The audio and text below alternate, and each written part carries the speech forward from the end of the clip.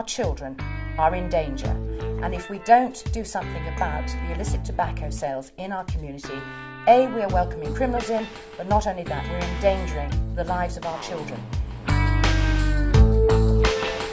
We've got a higher than the national average of smoking prevalence. A lot of young people are unfortunately involved in smoking. They're very aware of it and they know it's there, and they haven't got a lot of money, so it's probably the route they're going to choose if they get the choice.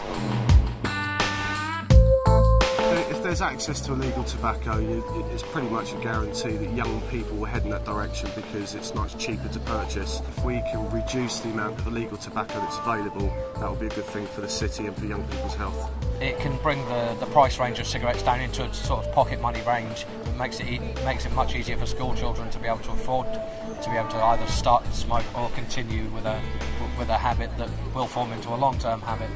Kids can actually buy tobacco from these unscrupulous retailers, and this is obviously a massive problem. You know, anyone that is actually selling illicit or illegal tobacco is literally invalidating my job and making the hard work that other people put in completely irrelevant. Smoking is a real big issue nationally. Cheap tobacco does seem to be an obvious choice, for smokers who need to smoke every day.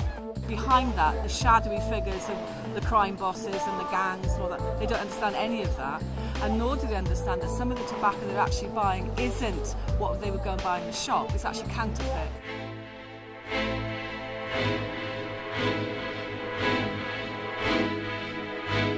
Well, I think the key bit is around the different agencies that are working with everybody across Portsmouth actually working together.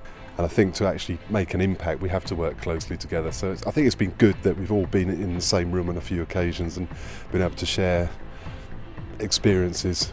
When we were initially approached, we weren't sure of how that was going to roll out, but as soon as we came in contact with EMO, we formulated our own plan or a menu of services which we could potentially offer, and then together with EMO we put this portfolio together of services which we were prepared and could offer. Joint working is one thing where you sit down alongside somebody and you say yes, we'll do this together, but actually true partnership working relies on lots and lots of different people to do things, to bring things together, and we've had probably 10 or 12 different agencies and groups of people involved in this. As well as the initial input on the planning side of it alongside the EMO, my main role has been to help promote with casual staff all the information to do with illicit tobacco to members of the public in face-to-face events.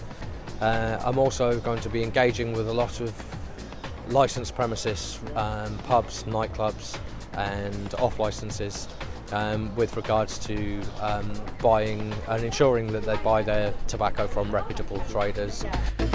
Well, my first involvement was about 6 months ago when, obviously, as an organisation, we were fully committed to supporting the campaign. It's not that often we get the opportunity to make such a direct impact on the people of Portsmouth. Hi there, I'm trying to raise awareness of illegal tobacco being sold in Portsmouth to veterans and communities. I've been on the illegal tobacco campaign for a couple of weeks now, out on the streets of Portsmouth. We're getting really great response actually. They're adding us on Facebook and stuff. The Facebook groups are getting bigger and bigger, and we've had 1,900 pledges just in the Portsmouth area in the last 2 weeks. Went into a few of the local shops as well, just to sort of tell them what we're doing. Okay, I'm here today to give the guys that are doing the face-to-face work support and to generally answer any questions that the public might have that would be directed towards the council. A lot of the time, people are sort of quite flippant about the issue. A lot of people have been confused as to whether they're doing something wrong by bringing tobacco and things back from other countries, and we've been explaining to people, it's not about you bringing back tobacco for yourself. It's literally about people trying to make profit on unduty paid cigarettes, and literally trying to raise the message about counterfeit cigarettes, which are obviously really hazardous for people's health. We're getting a lot of strong support, like I said, with the 1,700 people that have already pledged support to the campaign, and we're only on week 2 of an 8-week campaign now. As a result of the campaign, we're now starting to have qualified intelligence coming through the intelligence pipeline. We are very happy to support the illicit tobacco campaign in any way we possibly can, getting the message out there and making sure that we follow the strategy that's being laid out very efficiently already, but also adding our contribution in it to make sure it doesn't happen in our community.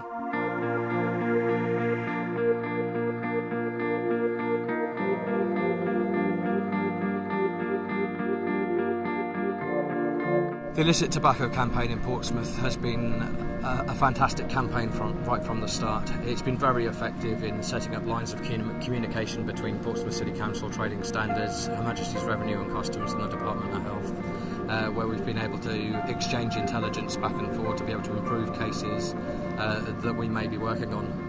This campaign has given us a real chance to promote some good, strong messages out there, and they seem to have struck a chord with the people of Portsmouth, which is fantastic.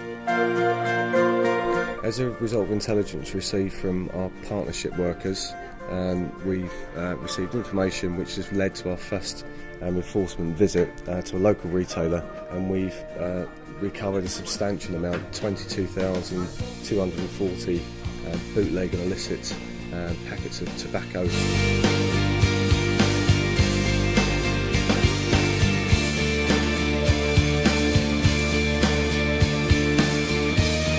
The big one for me is to those people that supply illicit tobacco is that we will be looking for them, we will be uncovering illicit supplies, and we will take every action that's appropriate for us to take within the powers that are granted to us to actually prevent this and to recover any illegal profits or illegal assets which we will then put back into the community.